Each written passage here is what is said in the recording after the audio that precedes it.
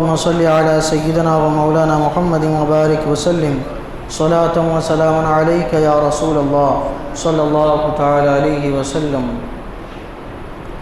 أعوذ بالله من الشيطان الرجيم. بسم الله الرحمن الرحيم. ومن قوم موسى أمة يهدون بالحق وبه يعدلون. اور موسیٰ کی قوم سے ایک گروہ ہے کہ حق کی راہ بتاتا اور اسی سے انصاف کرتا.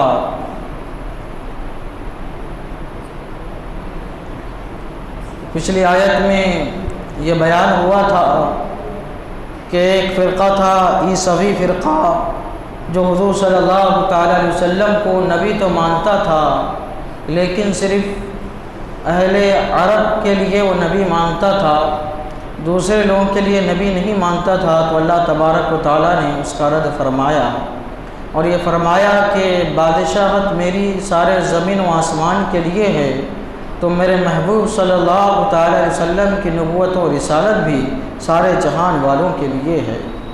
کسی قوم یا کسی ملک کے لیے میرے محبوب نبی یا رسول بن کے تشریف نہیں لائے، بلکہ سارے جہان کے لیے میں نے ان کو نبی و رسول بنا کر بھیجا ہے.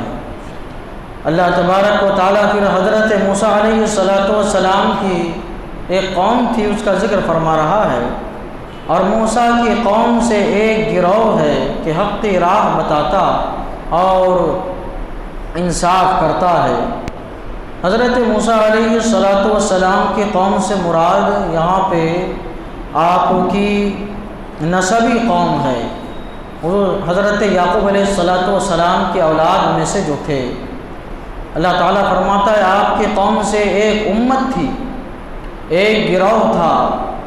یہ امت سے کون سی امت مراد ہے؟ حضرت موسیٰ علیہ السلام کی.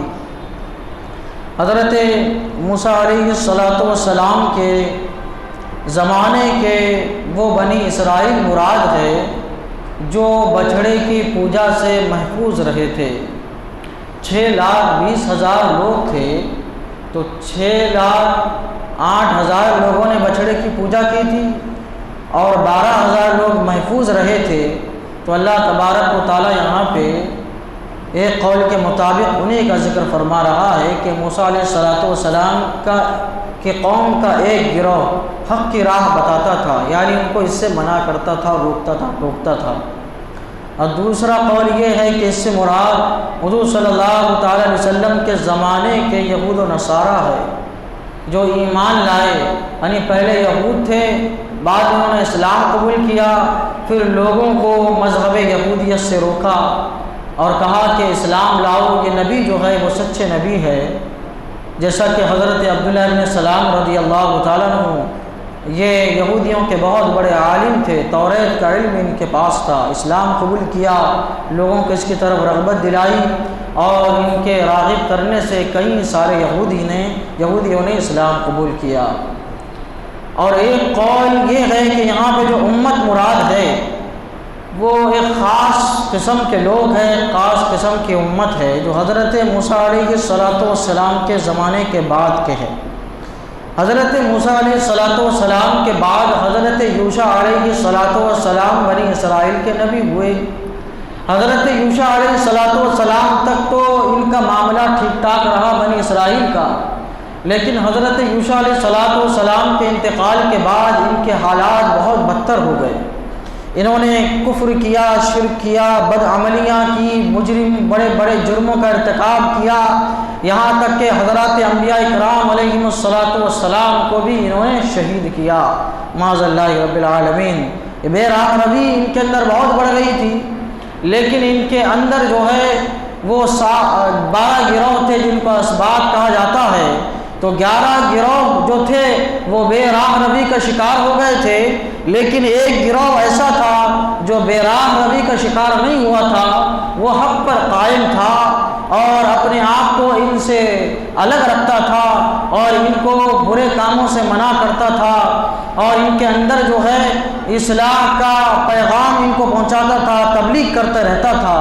لیکن یہ لوگ جو 11 گروہ والے تھے یہ مانتے ہی نہیں تھے آخر کار جب انہوں نے دیکھا کہ یہ لوگ مانتے ہی نہیں ہیں اور ان کی سرکشی دن بدن بڑھتے چلی جا رہی ہے، کہیں ایسا نہ ہو کہ ہم یا ہماری اولاد ان کے سرکشی کا شکار ہو جائے، ہم خود یا ہماری اولاد جو ہے ایمان سے ہاتھ دھو بیٹھے۔ انہوں نے اللہ تعالیٰ کی بارگاہ میں دعا کی، مولا تبارک و تعالیٰ تو ان سے ہم کو بالکل الگ تھلگ کر دے، الگ تھلگ کر دے، جہاں پہ ہم اپنا ایمان محفوظ رکھ سکے۔ تو غیب سے اللہ تبارک و تعالیٰ ان کی دعا کو قبول فرمائی اور ان کے لیے ایک سرنگ بنائی گئی۔ اللہ تبارک و تعالیٰ کی طرف سے ان کو حکم ہوا کہ سرنگ میں داخل ہو جاؤ۔ اب وہ سرنگ میں داخل ہوئے، جتنے لوگ تھے گروہ والے، سرنگ تھی اور سرنگ میں داخل ہوئے، اندھیرا تھا، چلنے میں دشواری ہوئی، تو اللہ تبارک و تعالیٰ نے ان کے لیے غیب سے قندیلوں کا انتظام فرما دیا، روشنی کا۔ جہاں جہاں یہ چلتے تھے، جیسے جیسے آگے بڑھتے چلے جاتے تھے، روشنی ان کے لیے خود بخود ہوتی چلی جاتی تھی۔ ایسا سرنگ میں کیا ہے، چلتے چلے جاتے تھے۔ یہ جب دن ہوتا تھا تو سرنگ میں تو ہمیشہ اندھیرا رہتا ہے، تو جب دن ہوتا تھا تو وہ قندیل جو ہے روشن ہوتی تھی، تو اس کے روشنی میں چلتے چلے جاتے تھے، اور جب رات ہوتی تھی تو وہ قندیل روشنی دینا بند کر دیتی تھی، روشنی نہیں ہوتی تھی تو سمجھ جاتے تھے کہ رات ہو گئی ہے، اب ہم کو آرام کرنا ہے۔ اور جب رات ختم ہو جاتی ہے، صبح ہوتی تھی، پھر قندیل روشنی دیا کرتے تھے تو سمجھ جاتے تھے اب دن نکل گیا، اب ہم کو چلنا ہے۔ غیب سے اللہ تبارک و تعالیٰ نے ان کے لیے سرنگ میں پانی کا انتظام کر دیا تھا، اور جو جن کو زندگی گزارنے کے لیے جو کھانے کی ضرورت لگتی تھی، اللہ تبارک و تعالیٰ نے غیب سے ان کے کھانے کا انتظام فرما دیا تھا سرنگ میں۔ پھر یہ لوگ جو ہے 1.5 سال مسلسل وہ سرنگ میں چلتے رہے، 1.5 سال۔ اور 1.5 سال کے بعد کہاں پہنچے؟ جب زمین میں پہنچے، یعنی آسمان کے نیچے پہنچے، تو انہوں نے اپنے آپ کو ملک چین کے کونے میں پایا۔ ایسا کونا تھا کہ جہاں تک کوئی پہنچ نہیں سکتا تھا۔ وہاں پہ وہ لوگ آباد ہوئے، اور ابھی بھی وہ لوگ وہاں پہ آباد ہیں۔ حضرت عیسیٰ علیہ السلام کے زمانے تک وہ ابھی بھی وہاں پہ رہیں گے، بالکل نیک، متقی، پرہیزگار، گناہ نام کی کوئی چیز ان کے اندر نہیں۔ ابھی بھی وہ قوم جو ہے ابھی تک آباد ہے، لیکن نہ وہ ادھر آ سکتے نہ ہم ادھر جا سکتے۔ اللہ تبارک و تعالیٰ نے اپنے روئے زمین میں ایسے ایسے عجائبات رکھے ہیں، عقلیں حیران و شزدہ رہ جاتی، ان تک ہم جا نہیں سکتے۔ بیچ میں ریت کا سمندر ہے کہ اس کو پار کوئی کر ہی نہیں سکتا دنیا کی طاقت۔ ہمارے حضور صلی اللہ تعالیٰ علیہ وسلم وہاں پہ تشریف لے گئے۔ کیسے تشریف لے گئے؟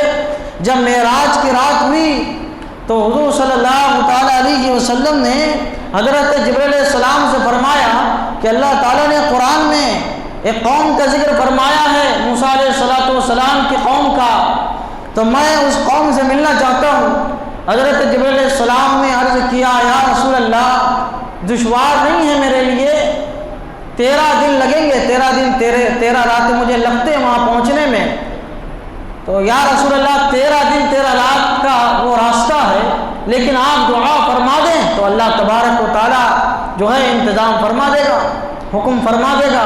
حضور صلی اللہ تعالیٰ علیہ وسلم نے دعا فرمائی، اللہ تعالیٰ نے آپ کی دعا کو قبول فرمایا۔ اللہ تعالیٰ کب آپ کی دعا کو رد فرماتا؟ حضرت جبرائیل علیہ السلام کو حکم ہوا کہ اسی براق پہ میرے محبوب کو اس زمین پہ لے جاؤ۔ جب حضور صلی اللہ علیہ وسلم براق پر سوار ہوئے، چند قدم چلا تھا براق کے پہنچ گئے، وہ وادی میں جو ہے پہنچ گئے۔ حضور صلی اللہ تعالیٰ علیہ وسلم جب وہاں پہنچے تو آپ نے انہیں سلام کیا، السلام علیکم کہا۔ انہوں نے سلام کا جواب دے کر عرض کی کہ آپ کون ہیں؟ حضور صلی اللہ تعالیٰ علیہ وسلم نے فرمایا، میں نبی امی ہوں۔ انہوں نے عرض کی، آپ کے لیے موسیٰ علیہ السلام اور ان کے اوصیاء نے ہمیں بشارت دی تھی کہ ہم میں جو بھی آپ سے ملے تو آپ پر ان کی طرف سے سلام عرض کرے، لہذا ہماری طرف سے حضرت موسیٰ علیہ السلام کا اور ان کے جانشینوں کا سلام قبول فرمائیے۔ آپ نے ان کا سلام قبول فرمایا۔ پھر انہوں نے پوچھا، آپ کے ساتھ یہ کون ہیں؟ تو حضور صلی اللہ تعالی وسلم نے فرمایا، کیا تم انہیں دیکھ رہے ہو؟ یعنی حضرت جبرائیل علیہ السلام کو صرف انبیاء دیکھ سکتے تھے، دوسرے نہیں دیکھ سکتے تھے۔ تو جب انہوں نے کہا یہ آپ کے ساتھ دوسرے کون ہیں، تو حضور صلی اللہ تعالیٰ علیہ وسلم نے ارشاد فرمایا کیا تم نے دیکھ رہے ہو؟ عرض کی ہاں۔ آپ نے فرمایا یہی حضرت جبریل علیہ الصلوۃ والسلام ہیں۔ آپ نے فرمایا میں نے ان اسلاف کے مزارات دیکھے جو ان کے گھروں کے قریب تھے، یعنی ان کے گھر کے جو لوگ انتقال کر جاتے تھے ان کی قبریں اپنے گھروں کے بازو میں رکھتے تھے، وہ لوگ مزارات جو تھے گھروں کے بازو میں تھے۔ تو میں نے ان سے پوچھا کہ یہ کیا ہے؟ تو انہوں نے عرض کی یہ اس لیے ہم اپنے بزرگوں کی مزاریں، مرحومین کی مزاریں اپنے گھر کے پاس رکھتے ہیں کہ روزانہ زیارت کریں گے اور عبرت حاصل کر کے موت کو یاد رکھیں گے۔ پھر آپ نے فرمایا کہ آپ لوگوں کے مکانات بالکل زمین سے ملے ہوئے ہیں، بلند مکانات کیوں نہیں ہیں؟ انہوں نے عرض کی اس لیے کہ کسی کا مکان دوسرے سے بلند ہو کر اس کی دوسرے پر بزرگی نہ ہو جائے، یعنی کوئی بڑا نہ ہو جائے، سب برابر رہے۔ اس لیے ہم نے سب مکانات زمین کے برابر رکھے اور سب کے مکانات چھت کا جو لیول ہے وہ برابر رکھا تاکہ کوئی کسی سے بڑا ظاہر نہ ہو۔ اور دوسری وجہ انہوں نے یہ بتائی کہ کوئی گھر کسی کی ہوا نہ روکے، سب کو برابر ہوا پہنچے، سب کو برابر ہوا کا حق ملے، اس لیے ہم نے جو ہے مکانات جو ہے وہ برابر رکھے ہیں۔ حضور صلی اللہ علیہ وسلم فرماتے ہیں میں نے پوچھا تمہارے ہاں نہ کوئی حاکم مقرر ہے نہ قاضی ہے، اس کی کیا وجہ ہے؟ عرض کی ہم ایک دوسرے کے ساتھ عدل و انصاف سے پیش آتے ہیں۔ عدل و انصاف کا ذکر خود اللہ تعالیٰ ان کے بارے ان کا جو ہے اس کا ذکر خود قرآن میں کیا ہے، وہ عدل و انصاف کرنے والے ہیں، کوئی بھی کسی کا حق نہیں کھاتا، اس لیے نہ ہمیں حق کی ضرورت ہے نہ قاضی کی ضرورت ہے۔ پھر آپ نے فرمایا تمہارے ہاں بازار نہیں اور نہ کوئی شہر ہے؟ انہوں نے عرض کی ہم کھیتی باڑی کر کے اپنی ضرورت کا اناج وغیرہ لے لیتے ہیں، باقی اپنے محتاج اور کمزور لوگوں کے لیے چھوڑ دیتے ہیں، نہ ہمیں بیچنے کی نوبت آتی ہے نہ بازار اور شہر بن سکتے ہیں۔ آپ نے فرمایا تم میں بعض ایسے ہیں جنہیں میں بہت حشاش بشاش اور ہنستا چہرہ دیکھتا ہوں، اس کی کیا وجہ ہے؟ عرض کی ان کے عزیز و اقارب کا ابھی انتقال ہو گیا ہے تو وہ خوش ہے۔ یہ بڑی عجیب بات تھی، وہ ان پر اس لیے خوش ہے کہ دین حق پر انہیں موت آئی، اس لیے وہ خوش ہے کہ ان کا خاتمہ ایمان پر ہوا، اس لیے یہ لوگ ان کے ایمان پر خاتمہ ہونے کی وجہ سے خوش ہے۔ حضور صلی اللہ تعالیٰ علیہ وسلم نے پھر فرمایا ان میں بعض کو بہت غمگین پاتا ہوں، اس کی کیا وجہ ہے؟ عرض کی اس لیے کہ ان کے ہاں بچے پیدا ہوئے ہیں، اب وہ غمگین ہے، نامعلوم وہ بچے بڑے ہو کر کیسا دین اختیار کرتے ہیں، خدا نہ خواستہ بڑے ہو کر انہوں نے غلط راستہ اختیار کر لیا تو پھر ہمارا کیا بنے گا؟ آپ نے فرمایا اگر تمہارے ہاں لڑکا پیدا ہو تو کیا کرتے ہیں اور لڑکی پیدا ہو تو کیا کرتے ہیں؟ عرض کی لڑکے کی پیدائش پر 1 ماہ کا شکرانہ روزہ رکھتے ہیں اور لڑکی کی پیدائش پر 2 ماہ کا روزہ رکھتے ہیں۔ آپ نے فرمایا اس طرح کیوں کرتے ہیں؟ عرض کی اسی طرح ہمیں حضرت موسیٰ علیہ السلام نے حکم فرمایا تھا کہ لڑکیوں کی پرورش میں لڑکوں کے مقابلے میں 2 ثواب ہے، اس لیے ہم لڑکی جب پیدا ہوتی ہے تو 2 مہینے کا روزہ رکھتے ہیں، لڑکا جب پیدا ہو تو 1 مہینے کا ہم روزہ رکھتے ہیں۔ آپ نے فرمایا تم میں سے کوئی زنا کرے تو کیا کرتے ہیں؟ عرض کی ہمارے ہاں کوئی زانی نہیں ہے، اگر خدا نہ خواستہ ہمارے میں سے کوئی ایسی غلطی کسی سے ایسی غلطی ہو جائے تو اسے آسمان اچک لے اور زمین اسے نگل جائے۔ آپ نے فرمایا تم میں سے اگر کوئی سود کھائے تو کیا کرتے ہیں؟ عرض کی ہمارے ہاں کوئی ایسی غلطی نہیں کرتا، یہ وہ کرتا ہے جسے اللہ تعالیٰ کا رزاق ہونے پر ایمان نہ ہو، لیکن ہم میں ایسا کوئی نہیں۔ آپ نے فرمایا تم بیمار بھی ہوتے ہو؟ کہا کہ نہ ہم گناہ کرتے ہیں نہ بیمار ہوتے ہیں، یہ آپ کی امت کا کام ہے کہ وہ گناہ کرتے ہیں تو بیمار ہو جاتے ہیں، پھر وہی بیماری ان کے گناہوں کا کفارہ بنتی ہے۔ آپ نے فرمایا تمہارے ہاں درندے اور موذی جانور نہیں ہیں؟ عرض کی ہے، لیکن ہم ان کے قریب آتے جاتے ہیں اور وہ ہمارے قریب سے گزرتے ہیں، نہ ہم انہیں کچھ کہتے ہیں نہ وہ ہمیں ایذا پہنچاتے ہیں۔ بڑی طویل گفتگو ہی، اس کے بعد حضور صلی اللہ تعالیٰ علیہ وسلم نے ان کو اپنے پر ایمان لانے کہا، انہوں نے حضور صلی اللہ تعالیٰ علیہ وسلم پر ایمان لایا، آپ کے نبی ہونے پر ایمان لایا، حضور صلی اللہ تعالیٰ علیہ وسلم نے انہیں اسلام کی باتیں سکھائی، قرآن سکھایا، سورہ فاتحہ کی آیتیں سکھائی، چند صورتیں سکھائی، اور نماز کا طریقہ حضور صلی اللہ تعالیٰ علیہ وسلم نے جو ہے ان کو سکھایا۔ یہی قوم ہے کہ اللہ تبارک و تعالیٰ نے اس کا ذکر اس آیت کریمہ میں کیا ہے۔ وَمِن قَوْمِ مُوسَىٰ أُمَّةٌ يَهْدُونَ بِالْحَقِّ وَبِهِ يَعْدِلُونَ، جو ایسی قوم ہے موسیٰ کے، ایسی امت ہے موسیٰ کی قوم سے جو لوگوں کو راہ بتاتی ہے اور ان کے ساتھ عدل و انصاف بھی کرتی ہے۔ ایک تو قول یہ ہے کہ قوم سے مراد، امت سے مراد یہ ہے، اور دوسرا قول ہے، دوسری تفسیر یہ ہے کہ اس سے مراد حضور صلی اللہ علیہ وسلم کے زمانے کے یہود و نصارہ ہے۔ اللہ تبارک و تعالیٰ کی بارگاہ میں دعا ہے قرآن شریف سیکھنے سمجھنے اور اس کے مطابق ہم سب کو اپنی زندگی گزارنے کی توفیق عطا فرمائے۔ اشہد ان لا الہ الا اللہ واشہد ان محمدا عبدہ ورسولہ وصلی اللہ تعالی علی سیدنا محمد وعلی آلہ وصحبہ برحمتک یا رحمن۔